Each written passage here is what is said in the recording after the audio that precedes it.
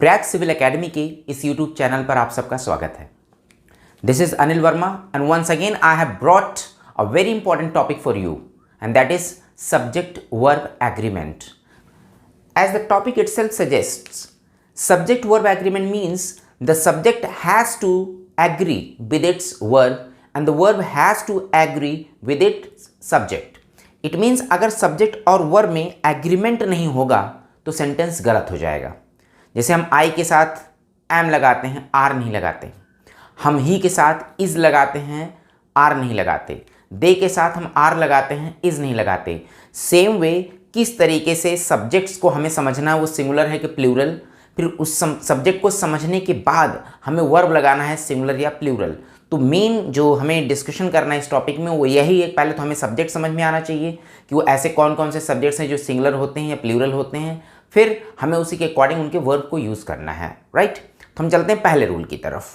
तो subject verb agreement का पहला रूल देखिए. पहला रूल क्या कह रहा है, पूरा रूल मैंने यहाँ पे लिख दिया है.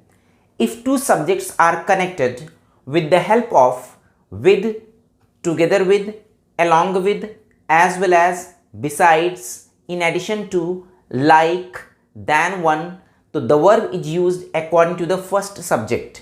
इसका मतलब अगर दो subjects इनके हेल्प से जोड़े गए हों, यानी कि with से, together with से, along with से, as well as से, beside से, in addition to से, like से या than one से, तो the verb is used according to the first subject. ये देखिए एक फार्मूला मैंने यहाँ बना दिया है. सब्जेक्ट वन, सब्जेक्ट टू, बीच में ये वर्ड्स हैं. अगर पहला सब्जेक्ट दूसरे सब्जेक्ट से इन सारे वर्ड से जुड़ा होगा तो देखिए वर्ब किसके अकॉर्डिंग आ रही है, according to the first subject. It means जब भी दो सब्जेक्ट को हम इन वर्ड से जोड़ेंगे तो अगर ऐसे वर्ड्स दो वर्ड्स को जोड़ रहे हैं, दो सब्जेक्ट्स को जोड़ रहे हैं, तो हमेशा पहला वाला जो सब्जेक्ट होगा उसी के अकॉर्डिंग ही वर्ब आती है. अब हम इस पे एग्जांपल्स देखते हैं. Now we can see these examples. There are 3 examples. The first example says she like her sisters is boys. इसका मतलब she like her sisters is boys. तो यहाँ पे सब्जेक्ट क्या है, शी है और हर सिस्टर्स है, और दोनों को जोड़ा कौन सा वर्ड है, लाइक. और यहाँ पे अगर दो वर्ड्स लाइक से जुड़ रहे हैं तो वर्ब किसके अकॉर्डिंग आ रही, फर्स्ट सब्जेक्ट के अकॉर्डिंग, एंड शी के अकॉर्डिंग क्या आएगा, इज. जबकि हर सिस्टर्स के अकॉर्डिंग क्या आना चाहिए, आर. तो यहाँ पे जैसा कि रूल ऊपर बताया गया उसी रूल के अकॉर्डिंग हम वर्ब यूज कर रहे हैं. यानी कि शी इज वाइज किसके अकॉर्डिंग, शी इज वाइज, तो शी के अकॉर्डिंग इज आ रहा है, और she is wise like her sisters, यानी वो अपने बहनों जैसा ही वाइज है. तो यहाँ पे बात हम शी की कर रहे हैं, ना कि हर सिस्टर्स की कर रहे हैं. सेकेंड एग्जाम्पल्स देखिए. The minister along with his supporters. तो यहाँ पे द मिनिस्टर और हिज सपोर्टर्स को कौन सा वर्ड जोड़ रहा है, along with. और वर्ब किसके अकॉर्डिंग आनी है, द मिनिस्टर यानी फर्स्ट सब्जेक्ट के अकॉर्डिंग, इसलिए आया was. जबकि सपोर्टर्स के अकॉर्डिंग क्या वर्ब आती, यहाँ पे वर आती. फिर देखिए he as well has his parents. Parents word singular है, जबकि ही पेरेंट्स प्लूरल है, ही सिंगुलर है, और ही के अकॉर्डिंग यहाँ पे क्या आया है, हैज. यानी he has arrived as well as his parents, यानी वह आ गया है और साथ ही साथ उसके पेरेंट्स भी आए हैं. तो बात हम ही की कर रहे हैं, बात यहाँ द मिनिस्टर की कर रहे हैं, बात शी की कर रहे हैं. तो जो मेन सब्जेक्ट्स हैं, प्राइमरी सब्जेक्ट्स हैं, मेन सब्जेक्ट्स पहले जो सबसे पहले हैं, इन्हीं के अकॉर्डिंग वर्ब आएगी अगर दो वर्ड्स इन सारे वर्ड से जुड़ते हैं, दो सब्जेक्ट्स इन सारे वर्ड से जुड़ते हैं तो. अब हम चलते हैं सेकेंड रूल की तरफ. This is our second rule of subject verb agreement. Second rule says if two subjects are connected with the help of or nor, not only but also, none but, the verb is used according to the second subject. यानी जो सबसे nearest subject होगा verb का, तो second ही होगा सबसे nearest. इसका formula देखिए, सब्जेक्ट वन, सब्जेक्ट टू अगर इन वर्ड से कनेक्टेड होगा फर्स्ट सब्जेक्ट सेकेंड सब्जेक्ट से, तो वर्ब हमेशा सेकेंड सब्जेक्ट के अकॉर्डिंग आएगी.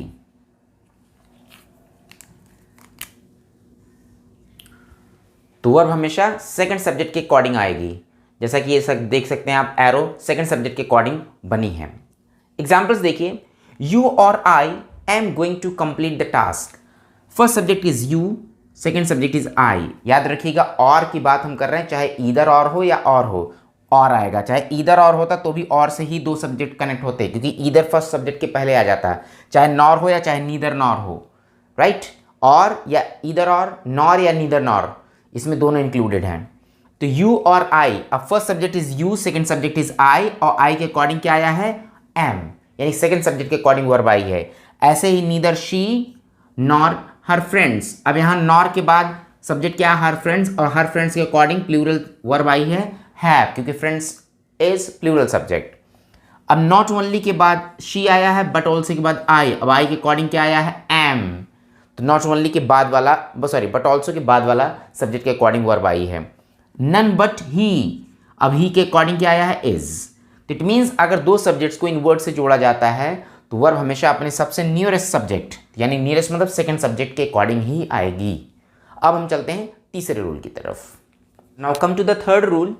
As the third rule says, if a plural subject expresses a specific amount, distance, time or period, weight, the singular verb is used। इसका मतलब अगर कोई plural subject हो जो एक स्पेसिफिक अमाउंट की बात करता हो, एक स्पेसिफिक पीरियड की बात करता हो, एक स्पेसिफिक टाइम की बात करता हो, या स्पेसिफिक वेट की बात करता हो, तो उसके साथ जो वर्ब होगी हमेशा सिंगुलर होगी। क्यों? स्पेसिफिक मतलब वो एक ही अमाउंट की बात होगा, एक ही डिस्टेंस की बात होगी और एक ही वेट का बात किया जाएगा वहाँ पे। जैसे 5 miles is a long distance to cover by foot. इसका मतलब 5 मील की जो डिस्टेंस है वो बहुत लंबी होती है अगर हमें पैदल कवर करना है। तो हम 5 माइल्स को क्या यहाँ पे शो कर रहे हैं, एक लॉन्ग डिस्टेंस, सिर्फ एक डिस्टेंस के तौर पे, यानी कि हम 5 माइल्स को हम कुमुलेटिव ले रहे हैं, मिला के ले रहे हैं।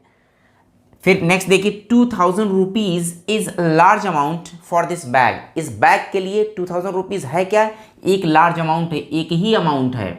तो 2000 रुपीज़ को मिला के हम सिंगुलर मतलब एक अमाउंट के तौर पे देख रहे हैं। ऐसे 3 hours is not enough time for these questions to be solved.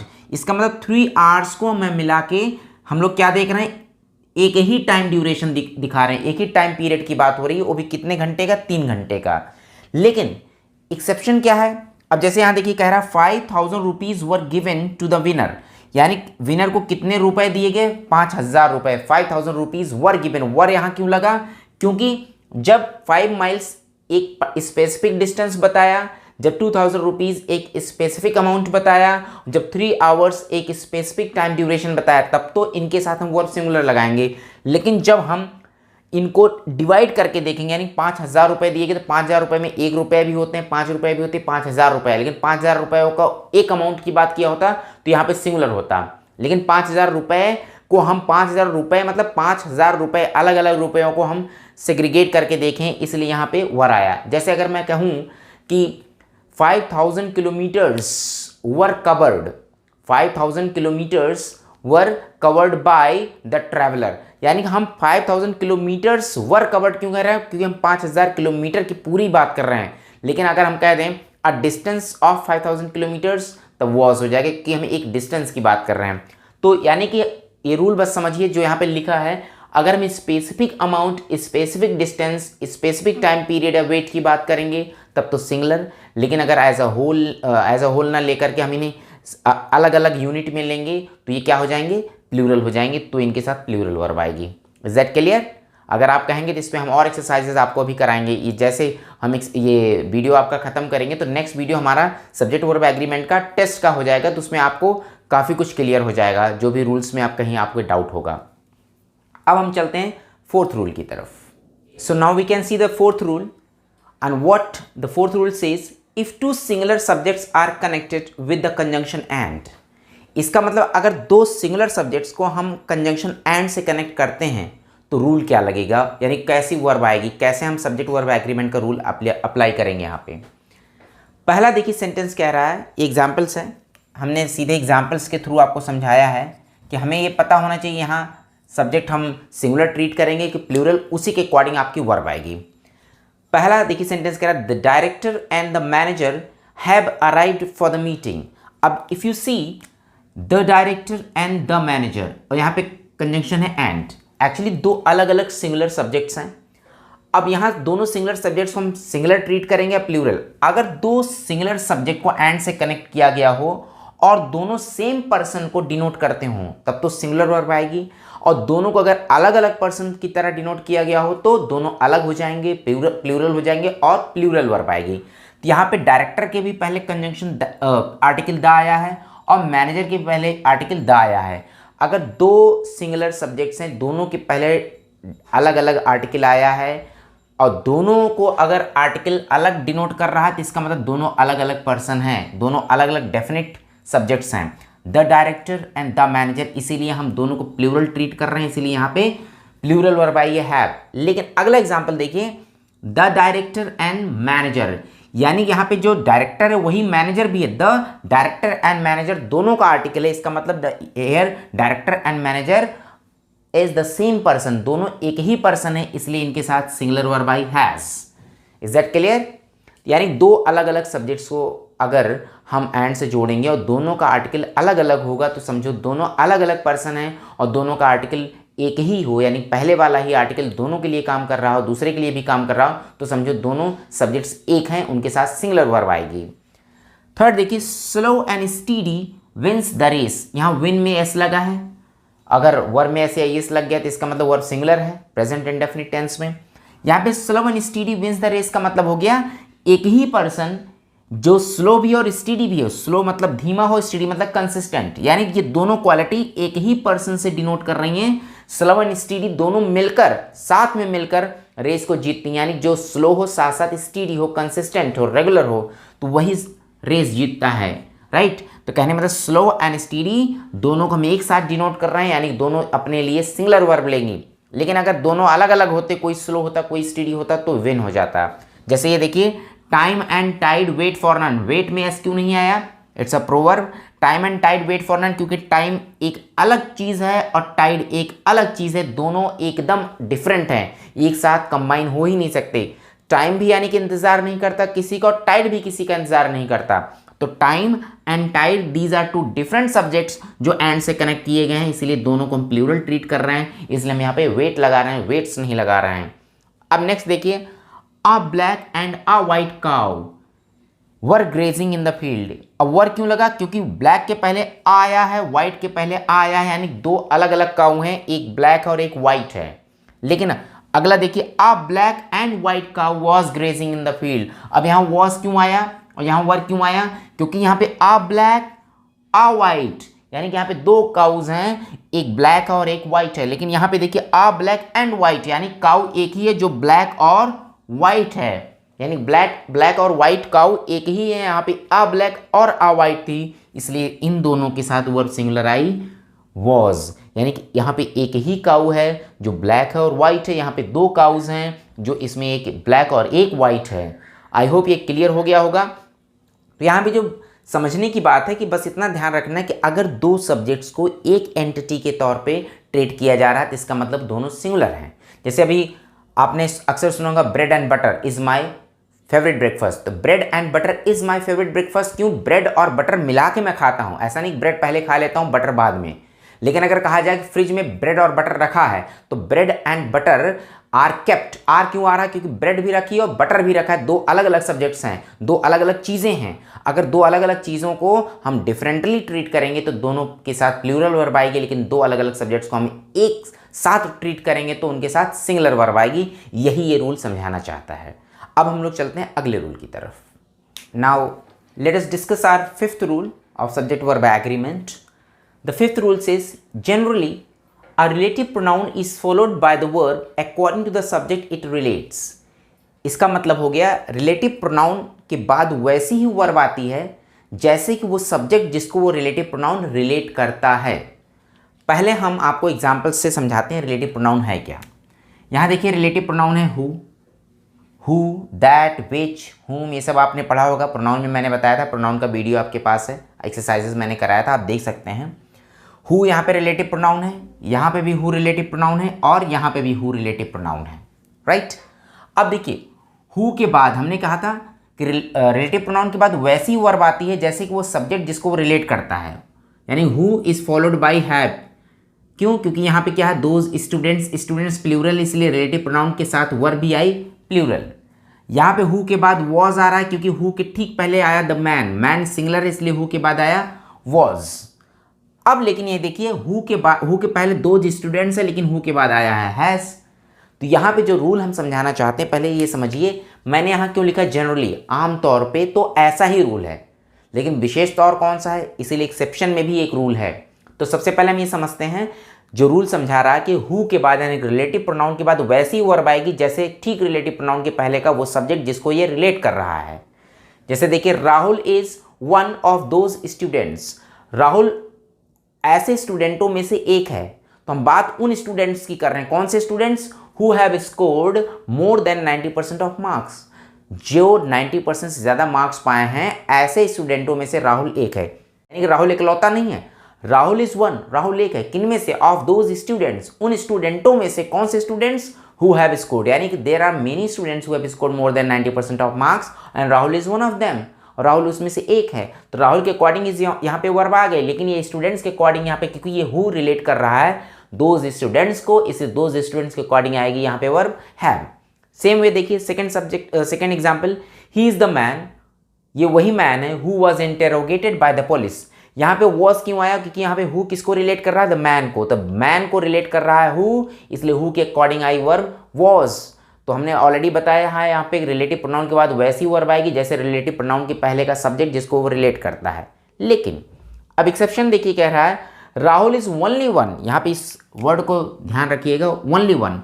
Rahul is only one of those students. Rahul उन स्टूडेंटों में से एक लौता स्टूडेंट है, right, who has scored more than 90% of marks. अब यहाँ पे हैज क्यों आया? क्योंकि यहाँ पे जो 90% से ज़्यादा मार्क्स स्कोर किए हैं वो कई स्टूडेंट्स हैं, राहुल इकलौता है। चूंकि यहाँ पे अब कह रहा है Rahul is only one of those students, Rahul उन स्टूडेंटों में से इकलौता स्टूडेंट है। अब यहाँ पे राहुल तो इकलौता है, क्योंकि एक ही स्टूडेंट है जो 90% से ज़्यादा मार्क्स स्कोर किया है, इसलिए अब यहाँ पे हम हैव नहीं लगा सकते, यहाँ पे हैज़ है, क्योंकि only one of those students, Rahul उन स्टूडेंटों में से इकलौता स्टूडेंट है जिसने, अब यहाँ पे हु रिलेट कर रहा है राहुल को, ना कि दोज स्टूडेंट्स को, इसलिए हु के according verb I has. I think ये क्लियर हो गया। हमें रिलेटिव प्रोनाउन के बाद कैसी वर्ब लगानी है ये डिपेंड करता है कि वो रिलेटिव प्रोनाउन रिलेट किसको कर रहा है, ठीक अपने से पहले वाले सब्जेक्ट को या जो शुरू में दिया गया सब्जेक्ट हो उसको। अगर ओनली वन आया है तो ये खेल बिगाड़ दे रहा है। यहाँ पे हम हु के अकॉर्डिंग, राहुल के अकॉर्डिंग अब यहाँ पे वर्ब लगाएंगे, ना कि हम दो स्टूडेंट्स के अकॉर्डिंग। आई थिंक कि आपको ये समझ में आया होगा। ना समझ में आया तो फिर से एक बार रूल पढ़िए, फिर से दोनों एग्जाम्पल्स देखिए और ये एक्सेप्शन वाला भी एग्जाम्पल देखिएगा, तो आपका ये रूल बिल्कुल क्लियर हो जाएगा। और इस टाइप के क्वेश्चंस एग्जाम्स में कई बार स्पॉटिंग द एरर्स में पूछे गए हैं। अब हम चलते हैं नेक्स्ट रूल की तरफ, rule number 6। Now see the rule number 6। The mathematical fraction, part, portion और percentage can take a singular और प्लूरल वर्ब। इसका मतलब कोई मैथमेटिकल फ्रैक्शन हो या कोई पार्ट, पोर्शन या परसेंटेज हो किसी सब्जेक्ट का, तो वो सिंगुलर वर्ब भी ले सकता है और प्लूरल वर्ब भी ले सकता है। लेकिन लेगा कैसे, ये देखिए। एक बहुत छोटी सी टेक्निक मैं आपको समझा रहा हूँ। जैसे मैथमेटिकल फ्रैक्शन तो हमेशा सिंगुलर ही होते हैं, कोई भी मैथमेटिकल फ्रैक्शन हो, 2 and 2 is 4, राइट, या 4 into 4 divided by 2, 4 into 4 divided by 2 is 8, तो 4 into 4 16 divided by 2 is 8। तो जो भी मैथमेटिकल फ्रैक्शन आएगा वो हमेशा सिंगुलर होता है। तो 2 and 2 is 4, क्योंकि 2 and 2 मिलके 4 ही बनते हैं, तो यहाँ पे वर्ब सिंगुलर लेंगे। और एक चीज देखिए, अ हाई परसेंटेज, किसका high percentage? Of the population in my village is illiterate. एक चीज बहुत ध्यान रखिएगा यहाँ पे, हाई परसेंटेज किसका? पॉपुलेशन का। अब पॉपुलेशन इज ऑलरेडी सिंगुलर, तो जब इस सिंगुलर सब्जेक्ट का कोई पार्ट, पोर्शन, परसेंटेज बनेगा तो वो भी सिंगुलर ही होगा।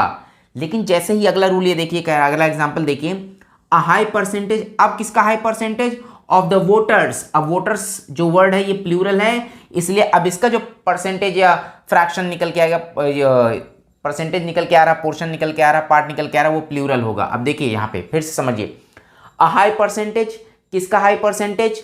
पॉपुलेशन का। The word population is singular here, hence it will take a singular verb. फिर यहाँ पे देखा हाई परसेंटेज, किसका high percentage? Of the voters. अब वोटर्स वर्ड यहाँ पे कैसा है? प्लूरल, इसलिए वर्ब क्या है? प्लूरल। तो यहाँ पे एक चीज समझिएगा कि जो ये फ्रैक्शन, पार्ट, पोर्शन या परसेंटेज है, ये किसका फ्रैक्शन है, किसका पोर्शन है, किसका परसेंटेज है। तो अपने जो मेन सब्जेक्ट इसका होगा, सोर्स जहां जिसका ये फ्रैक्शन निकल के आएगा, जिसका ये परसेंटेज निकल के आएगा, जिसका ये पोर्शन निकल के आएगा। अगर वो सिंगुलर है तो वर्ब भी सिंगुलर आएगी, अगर वो प्लूरल है तो वर्ब भी प्लूरल होगी। यहाँ वोटर्स प्लूरल है इसलिए इसका हाई परसेंटेज प्लूरल ट्रीट किया गया। यहाँ पॉपुलेशन सिंगुलर है इसलिए इसका हाई परसेंटेज सिंगुलर ट्रीट किया गया। सेम वे देखिए 2/3 ऑफ द क्लास, ये थर्ड्स किसका है, 2/3 किसका, क्लास का। चूंकि क्लास सिंगुलर है इसलिए यहाँ पे है इज एब्सेंट टुडे, यानी कि क्लास का 2/3 आज एब्सेंट है। तो 2/3 किसका, क्लास का। क्लास वर्ड इज सिंगुलर इसलिए यहाँ पे वर्ब आई सिंगुलर। लेकिन नेक्स्ट देखिए 2/3 ऑफ द स्टूडेंट्स, अब यहाँ स्टूडेंट्स वर्ड प्लूरल है इसलिए 2/3 को हम प्लूरल ट्रीट करेंगे इसलिए यहाँ पे आया वर्ब। यानी कोई भी पोर्शन हो, परसेंटेज हो, पार्ट हो, ये उसके मेन सब्जेक्ट्स के ऊपर डिपेंड करता है जिसका वो पार्ट, परसेंटेज, पोर्शन है। अगर मेन सब्जेक्ट जो है वो सिंगुलर है तो वर्ब भी सिंगुलर आएगी, अगर मेन सब्जेक्ट प्लूरल है तो वर्ब भी प्लूरल आएगी। आई होप ये क्लियर हो गया होगा कि यहाँ पे आपको कैसे वर्ब लगाना है। अब हम लोग चलते हैं 7th रूल की तरफ। Now see the 7th rule. Generally a collective noun takes a singular verb. We all know कि कलेक्टिव नाउन हमेशा सिंगुलर वर्ब लेता है। कलेक्टिव नाउन में क्या है, जैसे कमिटी है, टीम है, ज्यूरी है, सोसाइटी है, गैलेक्सी है, रेंज है, ये सब कलेक्टिव नाउन्स हैं। तो कलेक्टिव नाउन्स हमेशा अपने सामने, अपने बगल में, अपने साथ सिंगुलर वर्ब लेती हैं। जैसे the committee has agreed to pass the resolution, तो यहाँ पे हम पूरी कमेटी की बात कर रहे हैं, राइट, ना कि कमेटी मेंबर्स की बात कर रहे हैं, इसलिए इसके साथ वर्ब आई सिंगुलर। ऐसे देखिए the team has been selected to play the tournament, यहाँ पे क्या चीज़ सेलेक्ट की गई, पूरी हम टीम की बात कर रहे हैं, ना कि हम टीम के प्लेयर्स की बात कर रहे हैं।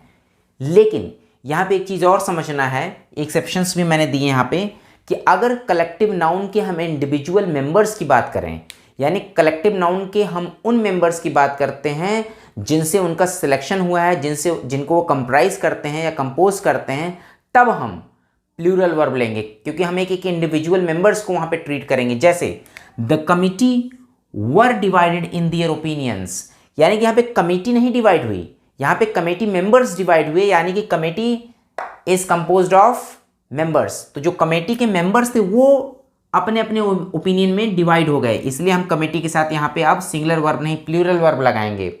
Same way the team have given their best, तो टीम ने तो अपना बेस्ट नहीं, टीम मेंबर्स ने अपने अपने बेस्ट दिए हैं। हम पूरे टीम मेंबर्स की बात कर रहे हैं इसलिए यहाँ पे देयर आया है। यहाँ पे हम पूरे कमेटी मेंबर्स की बात कर रहे हैं इसलिए यहाँ पे देयर आया है। तो एक चीज़ टेक्निक और समझ लीजिए, जब भी आप प्लूरल पॉसेसिव पाएंगे तो समझ लीजिए कि जो कलेक्टिव नाउन सिंगुलर थी वो प्लूरल हो जाएगी, क्योंकि हम कलेक्टिव नाउन के सारे इंडिविजुअल मेंबर्स की बात कर रहे हैं, hence they will take a plural verb. I hope ये क्लियर हो गया।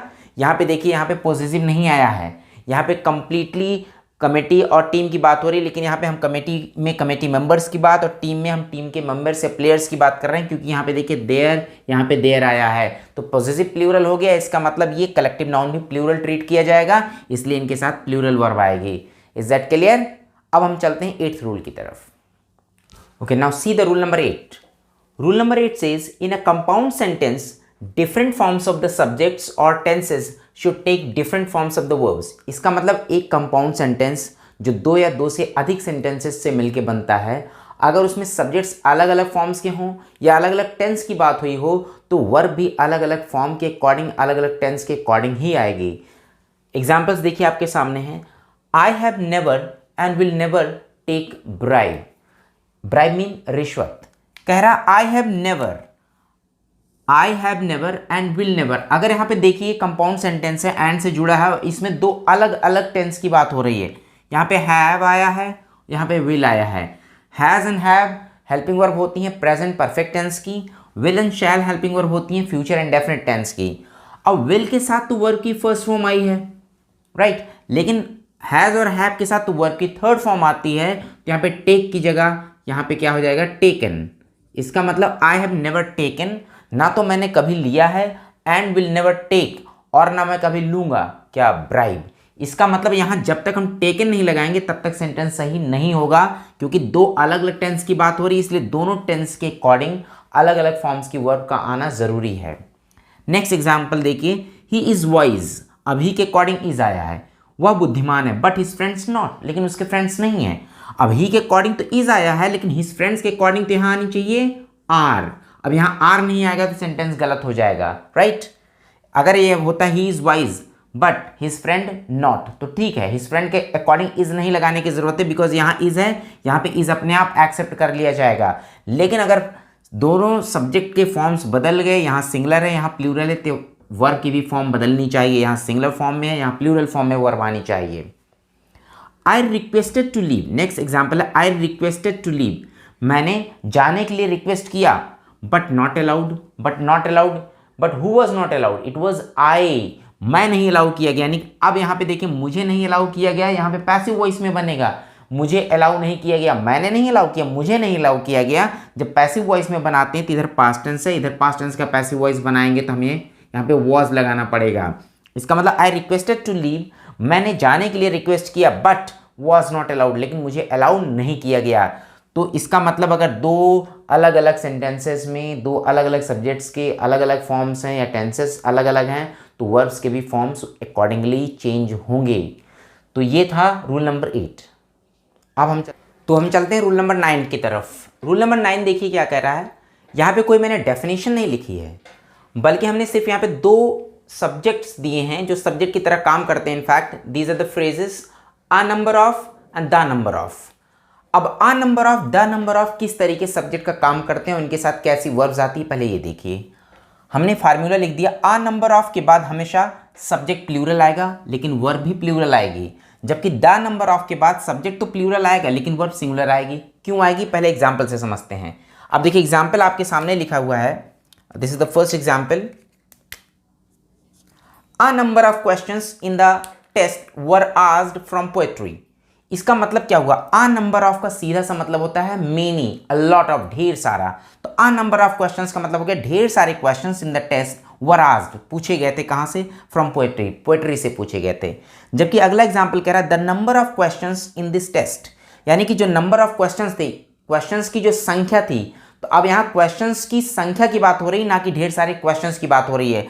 अ नंबर ऑफ क्वेश्चंस का मतलब हो गया मेनी क्वेश्चंस, मेनी क्वेश्चंस मतलब प्लूरल सब्जेक्ट, इसलिए plural verb. The number of questions का मतलब हो गया क्वेश्चंस की संख्या, संख्या तो कोई एक ही होगी यानी कि सिंगुलर सब्जेक्ट, इसलिए the number of questions in this test was fewer than that of the last test, यानी कि लास्ट टेस्ट के जो क्वेश्चंस की संख्या थी, उन क्वेश्चंस की संख्या की तुलना में जो इस टेस्ट के क्वेश्चंस की संख्या है, जो संख्या थी वो वाज फ्यूअर, वो कम थी। Fewer is comparative degree of few. हम नंबर जब एक्सप्रेस करते हैं तो फ्यू, फ्यूअर, फ्यूएस्ट की बात करते हैं, जब क्वांटिटी को कंपेयर करते हैं तो लिटिल लेस, लीस्ट की बात करते हैं। इस पे भी क्वेश्चंस बहुत बनता है। तो अब यहाँ पे जो समझना वो हमें यह है कि a number of, it denotes plural and the number of denotes singular, इसलिए अ नंबर ऑफ क्वेश्चंस का मतलब हो गया ढेर सारे क्वेश्चंस, इसलिए यहाँ पे आया वर। द नंबर ऑफ क्वेश्चंस का मतलब हो गया क्वेश्चंस की संख्या, इसलिए यहाँ पे आया वॉज। आई होप ये क्लियर हो गया। अ number of, the number of, ये फार्मूला ये देखिए समझिए। और अ नंबर ऑफ के बाद भी प्लूरल हमेशा आएगा सब्जेक्ट, क्योंकि हम अ नंबर ऑफ ढेर सारे चीज़ों की बात कर रहे हैं, क्वेश्चंस चाहे कोई भी, अ number of books, a number of houses, a number of persons, a number of students. लेकिन द नंबर ऑफ के बाद भी हमेशा प्लूरल सब्जेक्ट आएगा, जैसे the number of students, the number of houses, the number of cities, the number of countries. लेकिन the number of का मतलब हो गया किसी भी चीज़ की संख्या, और संख्या हमेशा एक होगी, एक की ही बात कर रहे हैं, इसलिए हम यहाँ पे सिंगुलर वर्ब लगा रहे हैं। Is that clear? अब हम मूव करते हैं अगले रूल्स की तरफ। Now see the 10th rule of subject verb agreement. Again here the phrase is most of. अब मोस्ट ऑफ जब सब्जेक्ट का काम करता है तो इसके साथ हम वर्ब सिंगुलर लगाते हैं या प्लूरल लगाते हैं, ये देखिए। यहाँ पे भी मैंने एक फार्मूला बना दिया, अगर मोस्ट ऑफ के बाद काउंटेबल नाउन आएगा तो काउंटेबल नाउन हमेशा प्लूरल आएगा और वर्ब भी प्लूरल आएगी। लेकिन अगर मोस्ट ऑफ के बाद अगर अनकाउंटेबल नाउन आएगा, चूंकि अनकाउंटेबल नाउन कभी प्लूरल होती ही नहीं, हमेशा सिंगुलर होती है, इसलिए वर्ब भी सिंगुलर होगी। मोस्ट ऑफ का मतलब होता है अधिकतर या ज़्यादातर, तो मोस्ट ऑफ द स्टूडेंट्स मतलब अधिक, जो ज़्यादातर स्टूडेंट्स हैं। लेकिन अगर मोस्ट ऑफ वाटर की बात हम करेंगे तो यानी ज़्यादातर पानी जो है, तो यहाँ पे देखिए एग्जाम्पल के तौर पे जो हमने समझाया, example first and second, most of the students in this class are good in English. तो जो स्टूडेंट्स हैं उनमें से जो ज़्यादातर स्टूडेंट्स हैं, यानी कि ज़्यादातर स्टूडेंट्स का मतलब हो गया मोस्ट ऑफ द स्टूडेंट्स।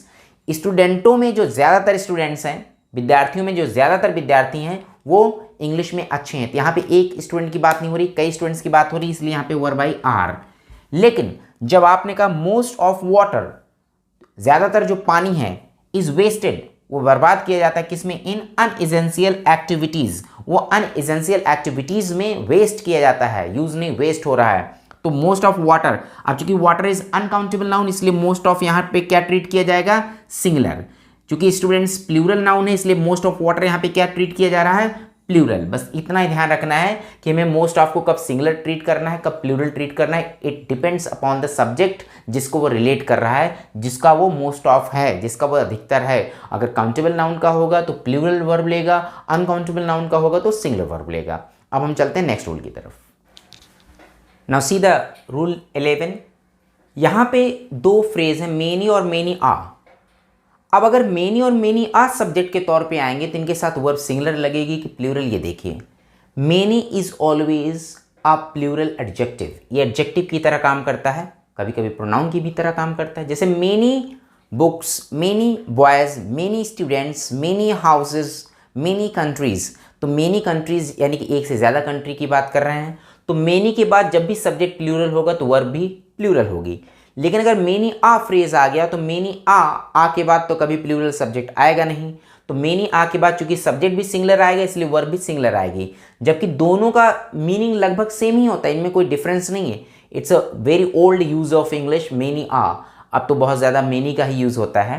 जैसे देखिए, मेनी मैन, मैन का plural men, many men were standing at the crime scene, यानी क्राइम सीन पर बहुत से लोग खड़े थे। मेनी के साथ मैन आया, प्लूरल सब्जेक्ट आया, इसलिए वर्ब भी क्या आई, प्लूरल। लेकिन जैसे मेनी आ गया, मेनी आ के बाद हमने कहा था सब्जेक्ट हमेशा सिंगुलर होगा, इसलिए वर्ब भी क्या आई, सिंगुलर वॉज। तो many a man was standing and many men were standing, दोनों सेंटेंसेस का मीनिंग बिल्कुल सेम है, बट यूज थोड़ा सा अलग है बस। Many men were standing, many a man was standing, right. तो आई होप ये क्लियर हो गया होगा। बस यूज समझिएगा, मेनी के बाद सब्जेक्ट भी प्लूरल होगा, वर्ब भी प्लूरल होगी। मेनी आ के बाद सब्जेक्ट सिंगुलर होगा, वर्ब भी सिंगुलर होगी। अब हम चलते हैं नेक्स्ट रूल की तरफ। So now come to the last rule and this is rule number 12।